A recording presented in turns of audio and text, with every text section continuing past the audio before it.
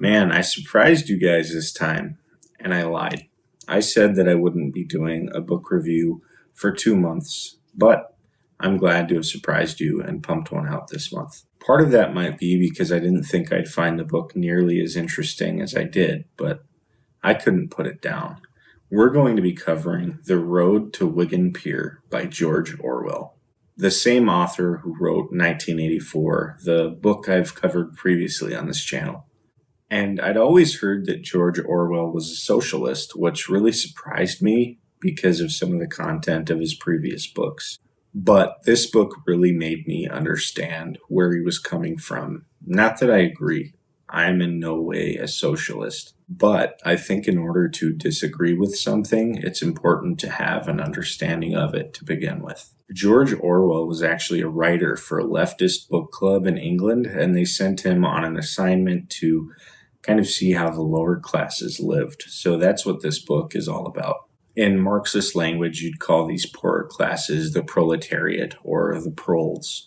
And George Orwell really went above and beyond, and he went to northern England to document the lives of coal workers there. And now this was in 1937, before some of the stricter English labor laws were established, so he really documents some nightmare conditions for us. One quote from the book that I won't soon forget went something like this. I looked out the window of the train and saw the face of a woman who was probably about 25 but looked 40. She had bent down to pick something up, and we caught each other's eyes, and I could see the look of pain and despair in them. She knew years of work and several miscarriages had done this to her, but it was too late.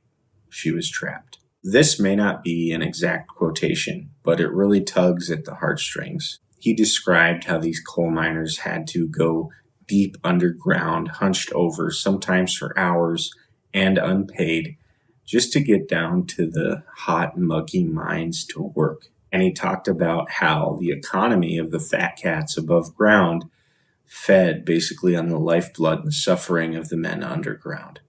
That this fossil fuel and coal that the lower classes worked so hard to get was something capitalists took advantage of, and that they needed people lower than themselves to support their luxurious lifestyle. And it's hard to argue this. I've often thought about people who work in tedious jobs that keep our economy running and been happy that they're willing to do the work that I wouldn't want to do.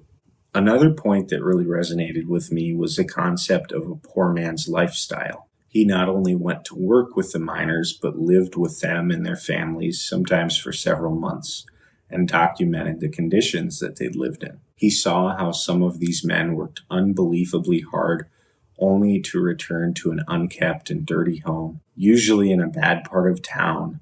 Sometimes their houses were infested with bugs, and they lived among the criminal element who constantly ripped them off.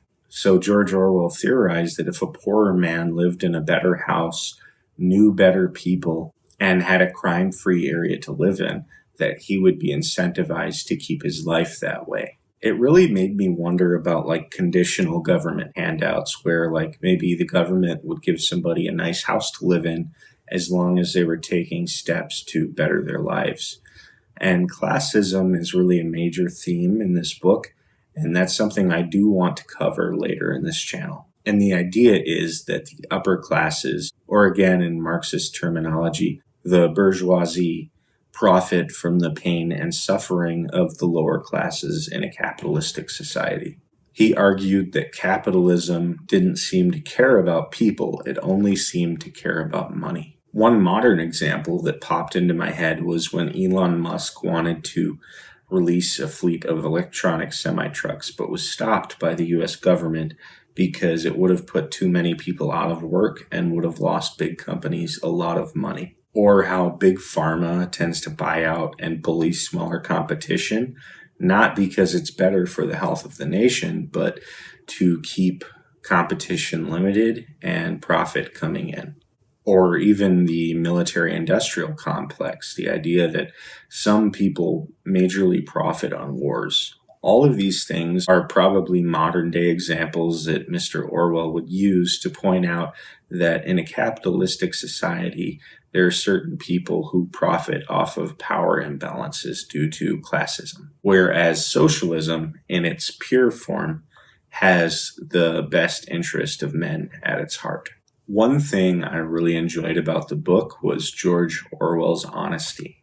He was honest enough to admit that most socialists or Marxists don't really care about the general best interest of the people and only cling to the ideology because it's a philosophical way for them to wield power or to control the minds of the masses. And one point he made that I found quite true even for today is that most socialists or Marxists don't fit the stereotypical profile of a socialist or Marxist.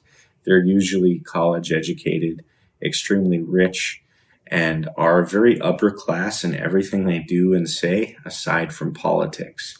And I'm talking mainly about its most radical adherents. The only class bias they're willing to crucify is their ideology, but they're upper class in nearly every other way.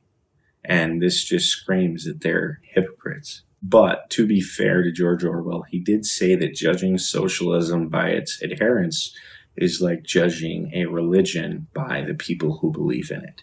People tend to ruin and corrupt things, and George Orwell didn't seem to be very favorable to most socialists, which really didn't work in his favor. Segueing a little bit, one very interesting and visionary topic he spoke of was the automation of work. His theory about machines replacing monotonous labor have actually aged very well, and a lot of it has come to fruition in our present age. And before I jump off of the topic of socialism completely, you guys do know that I work in a homeless shelter, and I actually want to talk about some of these ideas with someone who lives in the homeless shelter, just to get a maybe lower class perspective on some of the issues we're discussing. One really interesting and visionary point he also made was that as technology advanced, it would eliminate the need for people to work through various problems or think critically. Like if a man can read a book a day but has a machine at his fingertips that has the knowledge of millions of books, what's the point? Or if a man can eliminate all work and challenges with the production of a machine, then will he have to invent his own challenges? Like, would he manufacture problems in order for him to have to work through them and grow like a quest in some game? This was one of these books that I left with more questions than I came in with, which is great because that means that not only did I learn a lot, but I will continue to grow and learn. And I hope you grow with me. That's it for today. If you enjoyed the content, please do consider subscribing for future content. I tend to update my audience at least once weekly. And that's all for today. If you enjoyed the video, make sure to smash that like button, and I'll see you soon. Thanks.